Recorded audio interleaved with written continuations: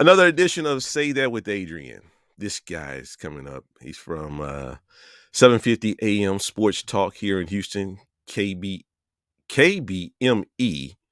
750. You can catch him 3 o'clock in the afternoon Central Standard Time till 6 p.m. The A Team, Adam Clanton, weekdays. How can I say this about this guy?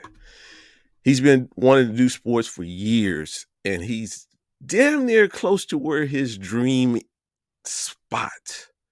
I always want to be an announcer, something like Marv Albert. He's close. If you keep listening to the Houston Rockets, he's damn near there. Welcome to the show, my man, Mr. Adam. Hold on, Mr. Adam Clanton. What's How you up, doing, man? my man? I'm Hey, good. I'm good. I have to make a correction. It's 790. My boss, 790. yeah, my boss Seven. doesn't be mad if I don't do that. Yeah, So you're it's damn right. 790. My It's bad. okay though. No, You know no, what? I have seven. Yeah, I have 750. Then I have 790 on one. Yeah, you're that's right. okay. How are Yeah, you? good, man. Good, good. I remember. Let's go back. Let's go back because I asked you on because I saw that you had made a statement to me over the years. Over the years. Let me give you a touch up base by Adam and I. I've been knowing Adam since he was probably 17, 18 years old. Kiddo. Yeah. And he wanted to be like Marv Albert. Yeah. Yeah. And this season, as I always listen to the sports Houston Rockets on radio. If I'm not at the game, I'm listening to them on the radio. And I heard someone that I knew doing color, and that was Adam. You damn near got there, man. No, it's been incredible. It was kind of on a whim. Paul Heyman from WWE once said, "Where there's chaos, there's opportunity." And there was a little bit of chaos at one point. That might be a strong word, but basically, my boss at 790 one day came in and asked me if I could fill in on the Rockets game. That's how he phrased it that night. Could you fill in on the Rockets game next to Craig?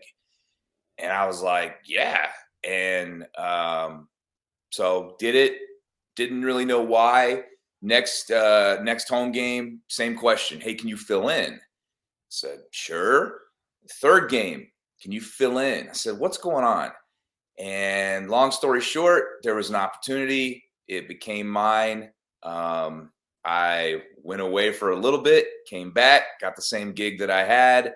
And it's been fantastic because in addition to doing the talk show, you get to go to a Rockets game where I would probably want to be, or at least would be watching anyways, and get paid to do just that and to add my insight and any kind of spin that I want to on it. That's the creative aspect of being able to do the studio host job, is that you have 30 minutes of pregame, you have a halftime show, you have a post game, and you can kind of add your touch to that. So it's not just bare bones sports stats, whatever. You can kind of put your spin on it, and they're good about letting me be creative. So yeah, it was pretty cool back in 2016 when that happened. It was right around the All-Star break of the 2016 season, and I've been there pretty much ever since. Coming from a radio family, his dad was my boss. That's the reason why Adam and I was together at the time at Sunny. Yep. Being in the radio, man, two totally different personalities. His On and dad, off. yeah, his dad was real laid back, real nice, and Yeah. still is. Adam was just the person want to take an adventure. Yeah, he's ready to go. Let's go. Let's do it. Yeah. And it was kind of funny though. Everybody was at the Sunny was like, Adam cool, Adam cool. It was kind of like the dad, that's his son. He's gonna go back and tell it on us. No, he didn't. He was right along with us. I don't rat. He didn't rat. Didn't rat. Man, coming from TV to radio, what kind of adjustments was there for you? Well, the interesting thing about that is that when I started, it was in radio, but then I went to TV and was kind of doing both for a while. And there was at one point in my career, as I was also getting married at the time, where I was doing radio from 6 to 11 a.m. I was going and like sleeping at like a relative's house nearby between the two stations for like an hour and a half, because then I would go to the TV side of things from like 2:30 or 3 o'clock until 10:30, 11, sometimes midnight. It just depended. And then it was also working weekends too. So I was working 7 days a week, and it was, the hustle side of things, if you want to call it that. I never thought of it that way though. I never thought, well, if I just keep grinding, to me, I get when people say that, and I understand when they're saying that, but to me, it was never work. Right. Like, I was just doing what I loved. Was I making a lot of money? No. Was I living at my parents' house way past where a lot of people my age were? Absolutely. I have no shame, because where I am now, everything that happened at that point got me to where I am. So it was never that way to me. It was always, I wasn't working and I was getting paid something. And, people can get taken advantage of when it's like that at times, but I never really felt like that. And every stop that I've made kind of brought me to where I am. But as far as the adjustment, when you're on TV, you have anywhere from 6 minutes on a weekend, say, to during the week, a sportscast on a local news, at least when I was there, and it's been almost 10 years since I've been in it. Yeah. Well, it's actually 10 years this year since I left. That can go down to a minute. We used to joke, sports is at the end of the broadcast. There's weather 2 times, 3 times before it. There's weather after it. We're going to get all that weather in. And we got to get all the homicides. We got to get all the apartment fires. We got to get all the floods, anything else like that. So if you even see a drop hit the windshield, you knew that they were going to take time away from sports. And while that was part of the gig, like an occupational hazard on the TV side of things, soon enough, like I had Sports Sunday on the weekends because I was at Channel 2. So that was kind of your outlet to have a long form show where you didn't have to worry about time really. But eventually it gets to the point where you're like, I could do more if I had just a dedicated radio show, and I'd done radio. And there were some things happening where I was like, you know what? It's probably just time for me to make a change. And I also had essentially a blank check waiting on me. I could name my price, and that was fortunate, obviously. So I took that gig, which lasted all of 8 months, and the adjustment was nothing. It was basically great. I have more time now to talk about what I want to talk about and do what I want to do, and not be hampered by a clock that's going to expire in a couple of minutes, and it's not scripted either, which, by the way, wrote everything that I ever said on TV. I wrote it. So it wasn't like someone was writing my scripts for me. A lot of times, especially on the weekends, I'm writing everything. I'm editing a lot of it. And then whatever photographer I was working with at the time, shout out to Daryl George and Alan Reed, they would edit some stuff too, and they would help with a lot of the editing, but it was a one-man band a lot of times on the weekends. So it was work in that regard. But it was definitely, the adjustment was, I think radio's easier. I think it's easier because there's more time, You can sleep on the job. Hey, I'm not going to name names. Yeah, I was one of them, man. Hey, I was one of them. Well, we slept in the van because we were doing, doing early morning work, and we had the ability to do that. That's when you got me into this. You were one of the main instigators in what the monster I've become. Yeah, I saw that. I saw It's true. I saw that on Facebook. Yeah. I can't think of the guy's name. I can't remember. George? Was his name George? No. Wait, who are name? you talking about now? On Facebook, the guy made a remark to you saying you stop being like Jim Rome. Oh, there's no talent. Everybody Okay. says that. Like, you're trying to be like him. I'm like, actually, we sound a lot alike naturally, because you've known me before I listened to him, and I sounded like that. I do an impression of him, but it's easy to do it because I sound so much like him. It's like I'm talking to you right now, and then if I want to start talking like Jim Rome, you just take it a little bit lower with your tone, and it's a little bit more staccato of a delivery. Like, it's easy because it's similar to what I already sound like. I'm not trying to sound like him. No, you're not. But I think I've created something because we was always listening to Jim Rome every morning. The old Jim Rome, the good Jim Rome. Old Jim Rome, yeah.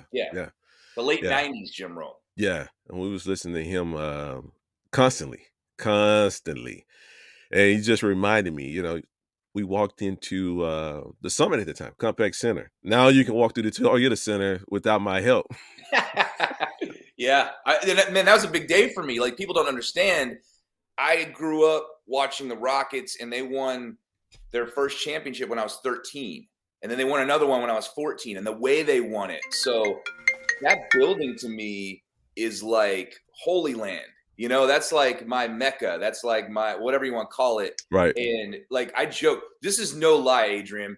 We just moved away from. We lived in a house over in Afton Oaks, Okay. which is right in that area. It's right next to Greenway Plaza. It's basically smack dab in between Greenway Plaza and the Galleria, and that's where we moved away. We don't live there now. We moved out to the burbs, and but we lived literally. I could drive less than 3 minutes down the street, and there's the Summit. So like my stepdaughter is like, you know, still pretty. She's 15 now, but at the time she was a little bit younger. And I was trying to explain to her, I know that you think that's Lakewood Church and that's all you've ever known. You know, like, you know, that's where Joel Osteen was like hangs out. But like once upon a time, your stepdad was like doing anything he could to get a ticket to get into that building to see Hakeem Olajuwon. And what's great about this, you'll love the story because you don't even know this.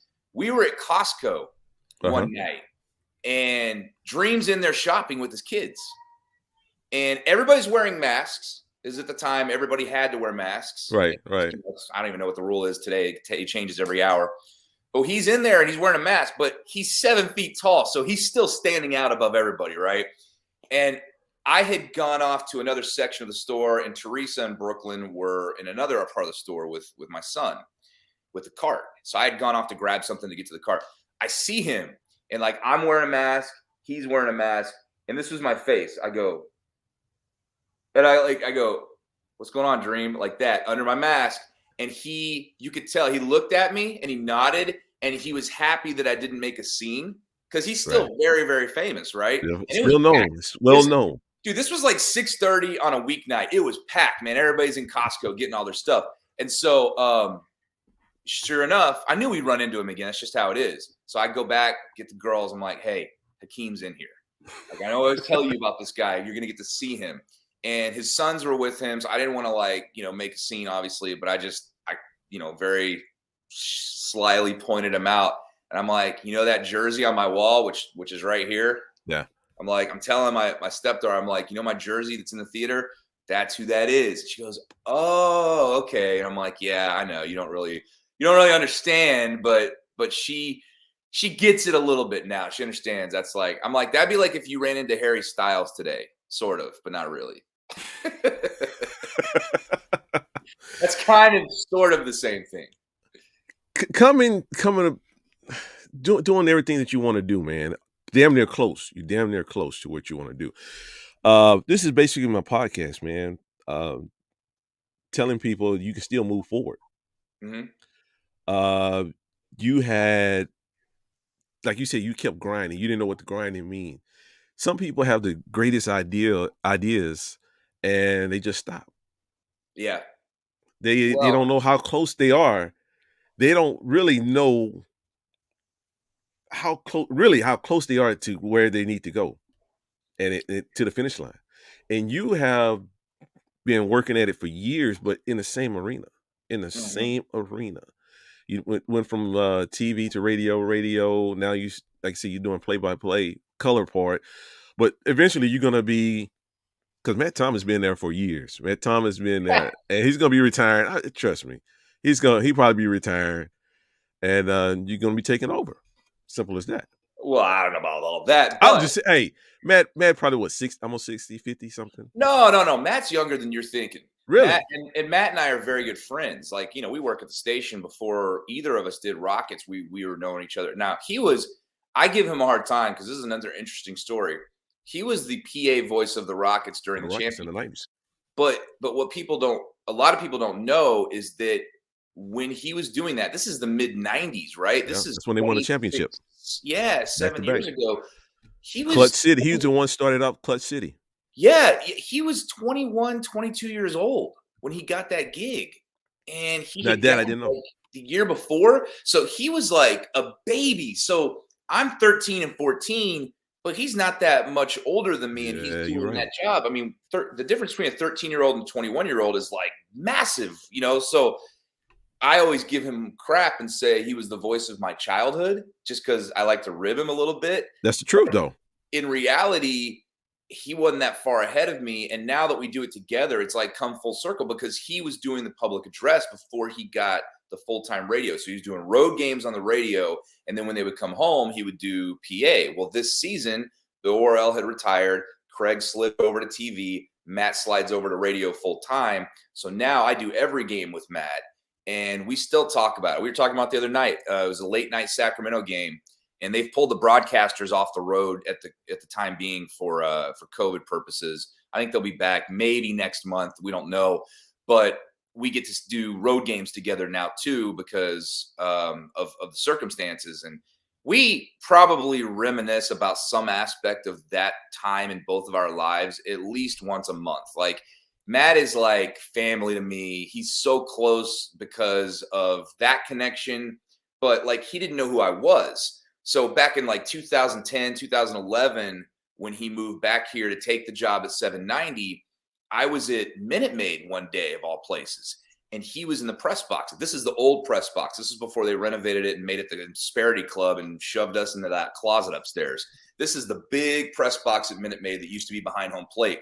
And I talked to Matt Jackson and he goes, "Hey, go introduce yourself to him. He's a nice guy." And I said, okay. So I walk up to him and I tell him that line. I said, "You're the voice of my childhood." And he goes, "Who are you?" Like, that kind of thing. And we started talking and like, I'm not kidding. We've been best friends ever since that day. So Matt is very, very near and dear to my heart. Was a big part of why I came back to 790. I'm very loyal to him. I always will be. So he's doing his dream gig. And so we're doing our dream gig together. And it's like incredible. It's like another aspect of this that's not work at all. It's just fun. I used to work with Matt at KPRC Radio with Dan Patrick. Yeah, And that's way back in the day. yeah, shut up. And Matt, well, we talked, but we never talked about that. Because at that time he was, like I said, we were both young. But he was a real nice guy. Real nice guy. Totally. Last time I saw him was at the U of H game not too long ago. And we chit-chat for a minute. And it was a big rain delay. Oh, yeah, I remember that. Yeah, they wouldn't play till the game was supposed to play 3 o'clock. They didn't play till 8 o'clock. Yeah. So I saw him there and talked to him for a minute. But man, yeah, I thought he's been doing it for a while, man. He's been doing it for a while and been doing it. Sorry about that. Been doing it for a while, and I thought he was more of older. Yeah, Much older. Well, I told him this the other day. I said, "Look, Sorry, Matt. Well, no, but he'll laugh at that because I told him, I said, "Look, when you shave your head, like I did 2 years ago now, not quite 2 years ago, I knew when I did it, you're going to automatically look older than you are. I'm 41 in a few weeks here. Like February 1st, I'll turn 41. So I'm not a spring chicken, but I probably look older than 41 now that I'm bald, but I don't care because I was fighting an uphill battle. And guys like Michael Jordan and Stone Cold Steve Austin made it possible to be bald and cool. So I'm not worried about it at all. But that's Matt Thomas, it probably plays a little bit more into that. But he's only I think he's 9 years older than me. So he turns 50 this year. And I turned 41. So he's young. Yeah, he's gonna be my bad, Matt. My bad, man. That's all right. Charge to the head, not the heart, man. Exactly. Like I said, you doing your dream job, man. Yeah. I remember, like I said, when you was 18 years old and just saying, "Hey, this is what I want to do. This is where I want to go," and you there. It took you. We need to tell people what we were doing, though. We got to tell people what we were doing at the time, because we were listening to Jim Rome, right? But before that, we were basically setting up an promotions at Sunny 99.1. Right. And that our job was what time did we get there? 5 or did we get there earlier? I can't remember. I think 5:30. I think we were supposed to be set up by 6, for rush hour traffic and what that entailed. There are places that we would set up that are there are buildings there now. And I don't even tell you this. I'll drive by them. I'll drive by the CVS at Sage and Richmond, right? Yep. That used to be a field. that we would set up this sunny inflatable balloon in. I did that more in the afternoons, but like you and I would go to like where 290 in Fairbanks. 290 in Fairbanks. There's a We building would there. go to what the Robbins jewelry store that's right there at 610 in San Felipe. That Right. used to be a field where the loop wasn't elevated like it is now, so you could see. So that was a field. We would go. We were off of 59 where the Target is. Yep. I don't know the exit, but it's like halfway between the Beltway and 610. And we would set up these inflatable balloons that were like the Sunny logo, and they would sit there for rush hour traffic. It was like a mobile billboard. That was essentially what we were doing. But we were having to set this thing up at 5:30 in the morning. So we're like setting it up and then passing out in the van, right? I mean, we could have been, it probably wasn't the safest thing to do, but I didn't care, man. I was loving it because we would listen to sports talk while we were just like sawing logs, right? We're like in the seats, just like, Right. and then we would wake up around 10:30. And that was when Jim started his show then. He had a 4-hour show. And we would listen to the first hour. And sometimes we would drive around extra just to hear something he was talking about before we would go back to the station to drop everything off and leave. And then we were done for the day. So yeah, that was my summers before my senior year and before my freshman year of college. I think I was doing that with you. Yeah. Yeah. I Just for remember. context. Yeah. Yeah. And to see, like I said, just to see you now, man, it's just a wonderful thing just to see you doing what you wanted to do. Yeah, it's pretty incredible. Like less hair, more weight. I was like a $150, by the way. I was like 150 pounds soaking wet when you met me, and now I'm like 230. You know, like it's different, man. But like I never forget that, and people like you that were good to me at the job we were working at, but were also good to me in ways like you knew Keith Jones, right? So Still, yeah. Yeah. Keith Jones was the head trainer and became like he raised up in the ranks with the Rockets. He was the guy that let us in that day. You were like, "Hey, we're going to drive by the summit today," and I was like, "We're going to do what? We're going to go where?"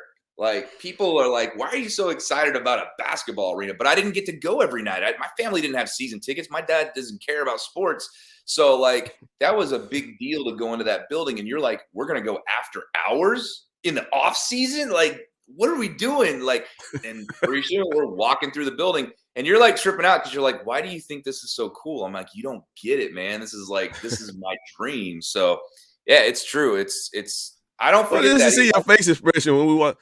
I remember you walk by security and just walk by, and you just like, dude, you didn't say nothing. No, it's just like in all like, and I'm telling you, like people aren't gonna believe me. You might not believe me, but like I still do that when I walk in a Toyota Center. I think back to times like that so that I don't take for granted what I have. Like right now, Right. we're doing road games at the arena because of COVID. And what that entails is because it's after hours and because there's nobody there, and the players obviously aren't there because they're on the road, we're parking in the players' dock. We take our cars down where the players park, and Oh, that's where we park to go into the building. That's just cool because like most people don't even get to see that area. It's just, I might sound like a dork. I don't care. It's like it's cool, and it is not something to be taken for granted. And I've lost it once because of extenuating circumstances and I got it back. So yeah, I appreciate it. That's what I'm trying to get across here is I do no appreciate problem. it. No problem. No problem, man. Family is in the radio. Your dad is in radio. You're in radio. We all ever team up, do something together one day? Yeah. Oh, me and him? Well, people ask that. It's funny. Like, we're close. We have a great relationship. He's always been a great dad. I like to tell people that any of my good qualities that you do like about me came from him and my mother, and any of my bad qualities I just picked up on my own. Because I had great parents, man. I had great parents, and anything that you might not like about me, self-taught, man. And trust me, there are things that I have done and said that they were telling me not to do and say. Like I'm very stubborn, so that has nothing to do with them. They're great, great examples, great individuals. And but as far as my dad and me, as far as broadcasting, the funny thing is, we have very different interests. Right. he would be happier going to the Battleship Texas on a Saturday afternoon for the 800th time to see that warship. He just loves that stuff. And I think it's cool, but I don't want to go there and like read every plaque. I want to do that at like, Canton and see the Hall of Fame or like that's what's so crazy is that he has no real interest in sports other than what I do and that I care about these teams so he watches them. I I didn't get any of that from either of my parents. I just picked it up on my own. So I would be more. It's like my wife. She thinks I'm crazy when I want to drive by, the summit just to see. Hey, there's where we used to go in. There's. She just doesn't get it. Like it's Your dad had the drop top convertible. yeah. He The liked white one back jazz. in the day. He liked jazz. Smooth jazz. I Yeah. don't listen to that. I enjoy it. Like he would take me to see Kirk Whalum, right? I just played Kirk Whalum. Yeah. Dude, Kirk is talk about another great guy. And what a lot of people don't know about him is that before his jazz career, as a solo artist, he was saxophone for Whitney Houston. So when you listen to I Will Always Love You, which is her biggest hit of all time, he does the sax solo. That's Kirk Whalum. And I know that guy. That's crazy. Like because he's the nicest, most down-to-earth guy ever. Very religious, very God-fearing man, just a really good individual. And he and my dad are tight. So yeah, my dad listened to jazz music. He did a Sunday jazz brunch show on Sunday on the weekends. He likes, warplanes and history and all that kind of stuff. And I like all that kind of stuff, but it's not like, I think what we share a love of is cars. Like the auto show's coming. I'd love to take my dad and go, just look at some of the new, like we drool over cars, old and new. We love cars. We both love music. I got my love of music from him, but the types of music, like he's never going to listen to gangster rap. But you and I guarantee you, that's what was funny about you. Like we're in the van, right? And you're like, what do you know about Tupac? Like you didn't expect that because you knew my dad, right? That's Right. You would listen to or even be interested in. But I like that stuff. The 90s rap, I used to like to say that the suburban white boys like me bankrolled Death Row. So like that's we were the ones buying those records too. So I've got a love for that he just he doesn't. The point of being, we have our different interests, but when we get together, we always get along, and it's never anything like that. So yeah, he's a great guy. Great guy. Yes, he is. Yes, he is. I got to get him on. We're gonna talk, and they will see the difference. They will Yeah, see yeah. the difference. He's more laid back. He's more well spoken. He's not as in your face about things. I mean, my Twitter feed is like Siberia, man. It's like a wasteland. It's violent. It's irreverent. I'm like, okay, you want to say that to me? All right, I'm gonna come back at you. My dad wouldn't do that. He's not gonna waste his time on stuff like that. He's got better. No. And your youngest son, will he ever get in the radio? Oh, hey. So funny you say that. My wife is in radio. I'm in radio. My dad's in radio. It's all the whole family in radio. Yeah. Well, guess what? He can do whatever he wants, but he can't play football and he can't be in broadcasting. He can do whatever he wants, but he can't do those two things. Because here's the thing, and I've talked to a lot of people about this because of what I do, especially. We know so much more about things like CTE and the violent aspect of football specifically, but sometimes sports, than we ever did, even when you and I were coming up, even when I was his age, obviously. And he can play baseball, he can play basketball, he can play whatever he wants. I don't want him to play football. And if he wants to play after he's out from under my roof, when he's 18 and he can walk, I don't know, but I just want, I've thought about this. If he gets into sports, because you never know how your kids are going to be. He's only 3 1/4 right now. If he gets into sports and then he starts asking about football specifically, I'll tell him, I'll be honest with him. And we might have a time. I've talked with my wife about this. There might come a point where he's not very happy with me, but that's the occupational hazard of being a parent. So right. I don't like what it can do to your head, to your brain. It's just a dangerous game. And I just feel like you can make a lot of money doing it. You can be very successful.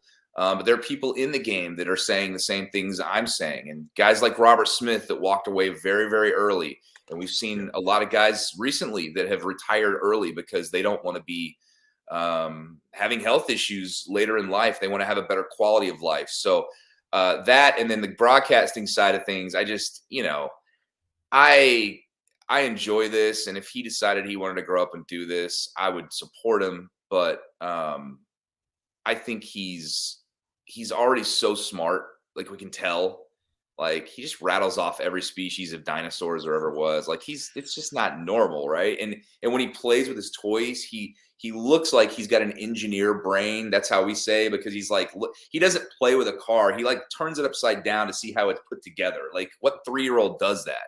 So I just feel like he's going to end up doing something that matters way more to this world than sitting around and talking about stats all day like his old man does.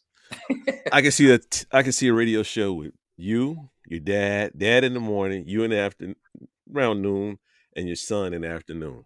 You programming the Clanton station here? There you go. There you go. Too much Clantons for people to deal with. Nah, it'll be all right. It'll be all right. Before we go, man, two things we want to talk. I want to talk to you about: the Houston Texans and the Houston Rockets. The Texans just let go Cully after 1 year. I kind of don't understand that, because he took the mess on Bill O'Brien. They knew that. They knew that. And then let him go after the mess that Bill O'Brien left. I mean, it was already a messed up situation. Right. Then you're talking about bringing in Brian Flores, trying to talk to Brian Flores, which I don't think that's going to happen. Trying to keep Deshaun Watson, let Deshaun Watson go. Being on that side of the field, or what you hear, what do you think the Texans looking to do? Well, I want to address what you said first, because Go ahead. I noticed over the weekend, it was Tony Dungy said some things, Adam Schefter said some things, pointing to the fact that there are not enough black head coaches, frankly, in the NFL. And I agree with that, by the way. I want to be very clear about that up front. I don't take the David Culley situation and apply that to that situation, or really any other normal situation in an NFL franchise. There's 7 openings right now, if you want to count the Vegas opening. I don't know if they're going to go with the interim there, or they're going to hire somebody else. Well, they just let go the GM.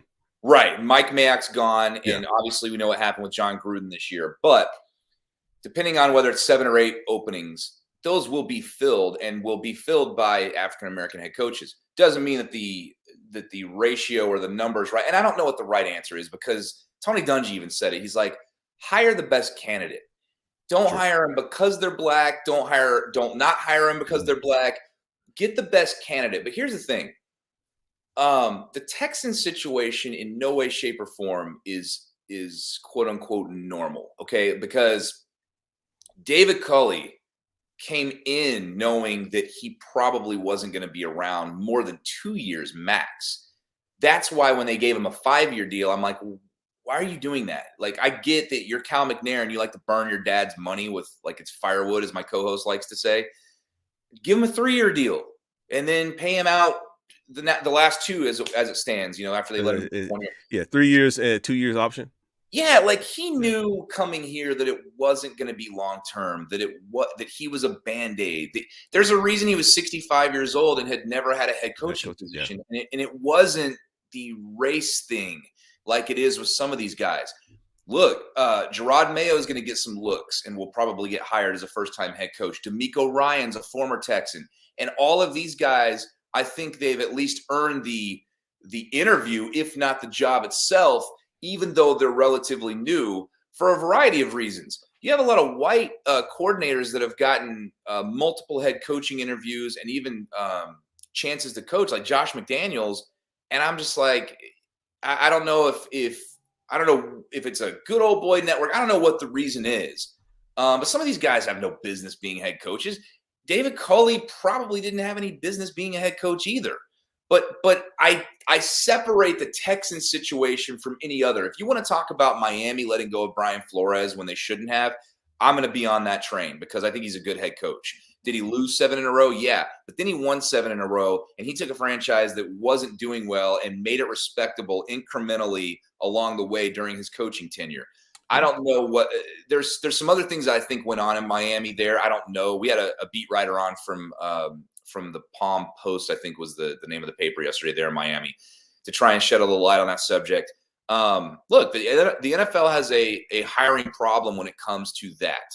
Having said that, though, I also agree with what Tony Dungy said, where it does, at the end of the day, need to come down to the best candidate, regardless of skin color. I don't like Rick Smith, still the best GM the Texans have ever had. I don't think of Rick Smith as Rick Smith, black general manager. I think of him as Rick Smith nailed every single first rounder that he took, a lot of second rounders, and then was terrible drafting in the late rounds. That has nothing to do with the skin color to me. Now, I know I'm naive because Yeah, I it's hard think for him that to get way. a job now. Yeah. What's that? I said it's hard for him to get a job right now. Yeah, he's interviewing with Chicago, I think. But the point is, I might be at this age still, 41 years old, coming up in a few weeks, naive in that I just assume everybody thinks like me, and they don't. They don't at all, and that's a problem. That's where the problem lies. But to me, I just tell me what you can do. Show me what you can do. Let me see your track record, and then let me make the best hire based on that. Or if you don't have much of a track record, why are these people that do have a place in the game that's more of a long tenured, like a Bill Belichick, or why are these people vouching for you for a first-time head coach? How about this? How about for the first time since Dom Capers, the Texans don't hire a first-time head coach? How about that? Try not bringing in someone who's never done this before. I don't know. Maybe it'd be better. Just a suggestion. Like Dom Capers was there, and that's it. Everybody, Kubiak, Bill O'Brien, David Culley, they're all first-time head coaches with various forms of success. I think Kubiak was a little bit different because he had Super Bowl success and had such an intricate part in that success. He was the offensive coordinator. But I'd like to have someone that isn't going to be black or white, by the way, isn't going to be there isn't going to be the ability to, in my opinion, manipulate, control, be a puppet master of what they do. And that's what was happening with David Culley. He knew from the jump, Nick Caserio, the GM, is going to be in his headset. That's not normal. Like, what is that? If you hire a Brian Flores, yeah, he's familiar with Nick Caserio from their time in New England, but he's not going to allow that to happen. You want to do what during a game? No, you'll be sitting in the owner's booth, or you'll be, if you're on the sideline, you're not going to be in my ear calling plays and that kind of thing. You need to bring in somebody that is going to make it their team. And I just have this sinking sensation that the Texans are going to want to control things more, because what is control? It's power. And if you have the power in the organization, you can control those kinds of things. 2 things the Texans should do. Number 1, sell the team. Yeah. And number 2, they need to do a deep cleaning. Front office and play. Yeah. Bill O'Brien left it a big he left a big mess, man. Yeah. Yep. He left a big mess. And the other part, the Houston Rockets. I like Paul. Can the guys play for him? You talking about Steven Silas? Steven Silas. Yeah, his dad was Paul. Paul Silas. Yeah, I think that's an interesting one, because I could see this going one of 2 ways. I could see this being a situation where he was also not a Band-Aid, but a bridge. Because I think a Band-Aid is more David Culley, where it's quick. It's not going to last more than 1 or 2 seasons. A bridge is more, all right, we're going to get this franchise through this transition period of James Harden era to Jalen Green and whatever we're going to add to him. And then maybe upgrade, if you will, to a coach that is more known for his winning. I love Steven Silas from the standpoint of his approach, the way he his touch, if you will, the way he communicates with not only his players but with us, the media, with anybody. He's a guy that you heard about before he became head coach that was long overdue to get this chance. Now, thing about him is he took over a team that he thought was going to have Russell Westbrook and James Harden in the backcourt, and nothing could be further from the truth. And that was a disaster last year. But he also, he was dealing with a new general manager, dealing with relatively new ownership and turnover at the top of the organization because Tad Brown is out, followed Daryl Morey to Philadelphia, and Gretchen Shear is in. I love Gretchen, by the way. Shout out to her. She's fantastic. She's the right hire for that job. And I think she'll be presiding over a very successful tenure sooner rather than later. But part of getting that success is hiring the right people in all the positions. And I think they can play for Steven Silas. I think maybe they can even win for Steven Silas, but I don't know that the roster is anywhere near where it needs to be to do that. And the interesting thing about where the Rockets are right now is what Mark Stein tweeted yesterday. I don't know if you saw this. He's talking about James. I know Mark Stein. So yeah, well, he's talking about James Harden supposedly being open to moving on from Brooklyn this offseason. Now, before you jump to conclusions, anybody that's watching this and think what I'm about to say is, oh, James Harden's going to come back to the Rockets. A, I don't think he's going to come back to the Rockets. And B, whatever version of him that you would get if he did come back to the Rockets is going to be worse just by default than any version you ever saw when he was with the Rockets that first time. He has plateaued, in my opinion, as an NBA player for a couple of reasons. Age is one of them, but the wear and tear that he went through here in Houston, ironically, you saw it catch up with him last year with that hamstring. Mm-hmm. But also, he's on a team with Kevin Durant. And I know Durant's out for the next month or so, but Kevin Durant is the man on a team that has anybody on it, even Steph Curry. We saw that in Golden State. Mm-hmm. Kevin Durant is the best player in the NBA. Sorry, LeBron, it's not you anymore. It's Kevin Durant. And so James Harden's amazing, but James Harden's not going to get 25, 30 shots. James Harden's not going to get the ultimate green light to just dribble the shot clock down 24 and a half seconds and chuck up whatever at the end. So what really is interesting about that isn't that he's going to maybe come back to Houston. It's that the Rockets control Brooklyn's draft until 2027. If James Harden leaves, if Kevin Durant can't get it done, if Kyrie Irving doesn't want to get vaccinated, which I think is his right, but is obviously contrary to what the NBA is trying to do right now, and they don't accomplish what they're trying to accomplish, and then one big part of that big three leaves, or maybe two, and they suck again, which they have most of their existence, by the way. The Nets have not been good for most of them. In the early 2000s, they went to the finals with Kenyon Martin and those guys, Stephon Marbury, all those guys. Yep. And now they've got this super team that can't get out of its own way with injuries. You made a deal where you gave up your draft through 2027, essentially. The Houston Rockets control it. If you don't win a title and you start like those players start looking elsewhere to greener pastures because they know, hey, especially in James Harden's case, my time's almost up. I've got to go if I want to get a ring, it's not going to be here for whatever reason. Well, you just gave the Rockets your draft for the better part of this decade. Sorry. That's great for Houston. Yeah, it'd be great for Houston. Also, someone that told me James Harden's going to go down like Tracy McGrady. I can see that. Now, wait, did McGrady get a ring on the Spurs one of those years where he was on the bench?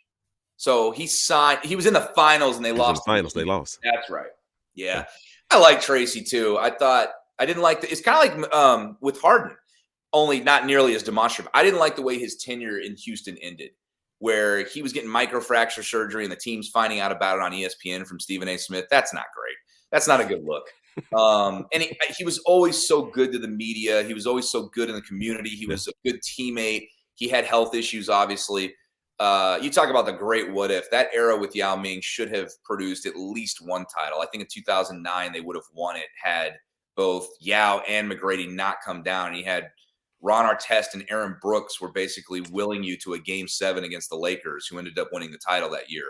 But yeah, I think that it could be very interesting seeing how the Rockets roster is built through the draft, which I think is the most staying way of building a winner because you have these players, you develop them together, and so that's why it's not always fun to watch this team right now from a wins losses standpoint, but they're entertaining Yeah. and they're young, so they can only get better. There's just the ceiling is just so high, and it'll be more satisfying later if they do become a winner because you'll be able to look back on nights like them giving up 144 points to whomever and not being able to play.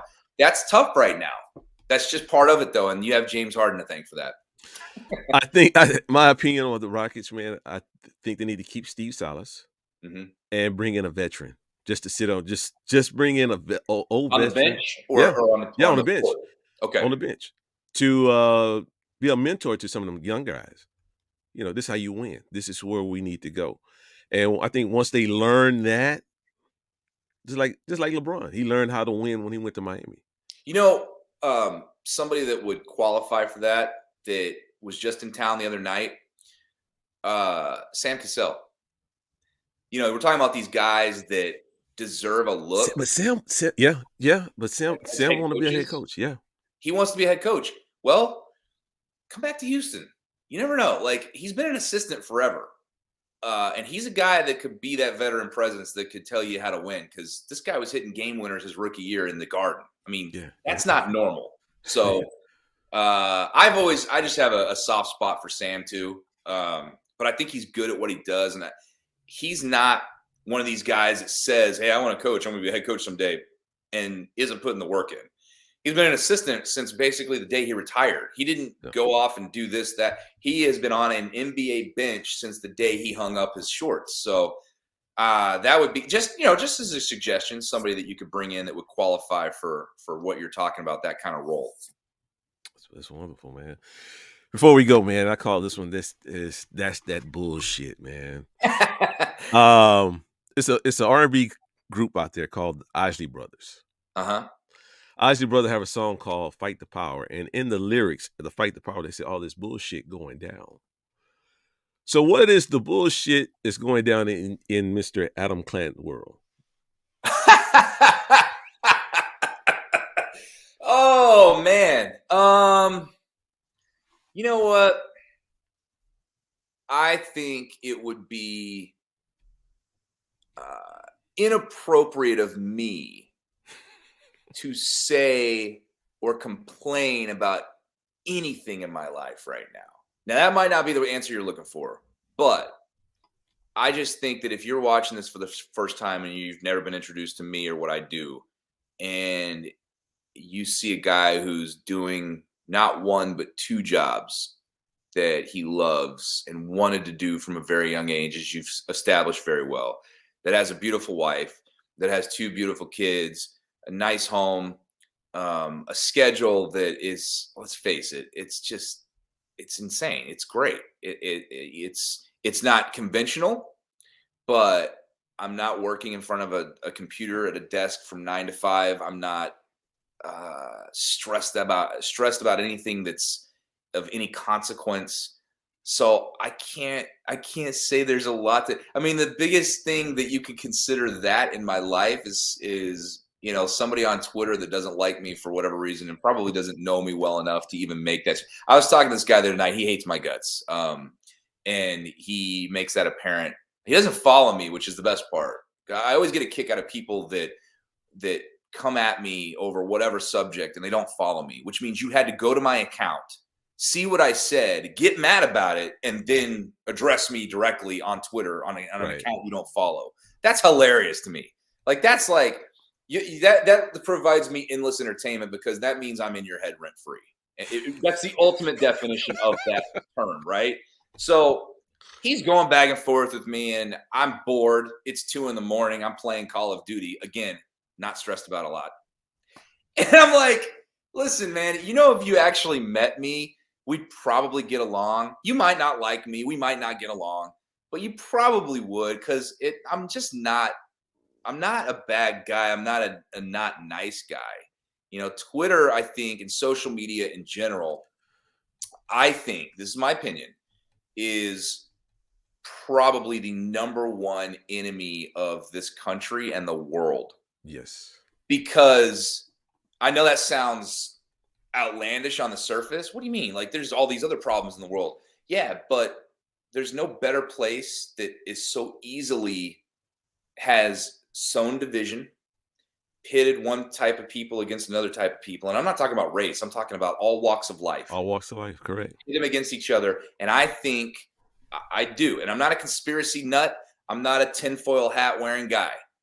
I think the people that run those kinds of mediums want that because it's good for business. And if you can get people to hate each other, debate each other in an uncivilized manner, say things they would never think of saying to each other's faces in public because they'd get slapped or worse, and get them to keep doing that all day long, all that's doing is putting money in those people's pockets. And you're feeding into that. And I'm guilty of this. I'm not preaching. I've done it. I just got done talking about tweeting some idiot I don't know who has a faceless avatar at 2:00 in the morning when I should have been sleeping. I've done it too. But that's my point. I think it's one of the worst things to ever happen in this country and to us as a society. And I think it's one of the best things because you can get information at the snap of a finger that you never could have before. It's made certain forms of media like newspapers and television news obsolete. Even what I do, what we're doing right now can be shared in a way that is not necessarily even possible for me to share my radio show today because, well, what if somebody was doing something from 3 to 6 p.m. and they couldn't hear the show? Well, they can go to the podcast, which is basically another version of what we're doing today. Right. That was not possible before. So it's got some good things, but there's a lot of bad. And I worry about that. You were talking about my son. The longer I can go without him having any sort of social media account, the better. I just think and you hear about these kids, committing suicide. Yeah. Bullied on that's the saddest thing I've ever heard in my life. And that's crazy. It's crazy.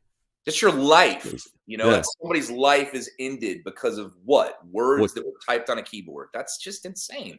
Yeah, man, that's some real shit though. That's some real shit. Look, you can catch Adam Clanton on Sports Talk 790 AM from 3 to 6 in the afternoon weekdays. It's the A Team. Or you can go online, check him out on www.sportstalk790.com. Adam, appreciate you, my man. Appreciate you, man. It's been a long time coming, man, and I don't even get to talk to you that much anymore. When I see you at games, I'm usually having to go over to the broadcast booth, or I'm on my way somewhere. So this is the longest we've talked, probably since we were in one of those sunny vans. No, we had lunch a while back. Oh, that's right. That's right. We had lunch here. We got to catch up again, man. Absolutely. Yeah, because I come to the games. It's very slim now that I come. Yeah. But when I do, I'll come speak to you, man. And to another good friend of mine that was there, Kevin Eschenfeller, which he's retired. Oh, he's a great guy. Yeah. That's my man. And Adam, man, I appreciate you. Once again, catch Adam Clanton on Sports Talk. Don't forget, 790 AM weekdays, 3 to 6. Always listen. Stay. Hey, whenever you feel yourself at the end of a rope, tie a knot and hold on tight. Remember the bottom line, ain't nobody bad like you. Until next time, it's a wrap.